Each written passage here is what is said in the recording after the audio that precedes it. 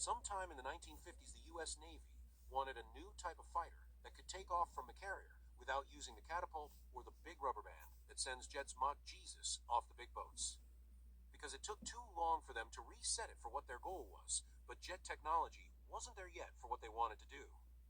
So what they made was a propeller fighter that the Navy wanted to have the same maneuverability as a jet. What they were going to make was a supersonic propeller-driven plane. What they did was they took a plane that they already had ripped apart, put a new engine in, and put a propeller on it. This would be called the thunderscreech. The one thing that the Navy did not think about was this engine was 5,850 horsepower with no throttle, so 100% or nothing. So how they were able to change the speed was to change the pitch of the blades on the propeller, but when the blades were put to max pitch to go the fastest, it had so much torque it made the plane want to do a non-stop barrel roll.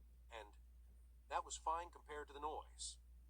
Let me put it in a way that is understandable, that the tip of the blades broke the sound barrier 900 times every second. The shock waves from a plane sent one of the pilots into a seizure.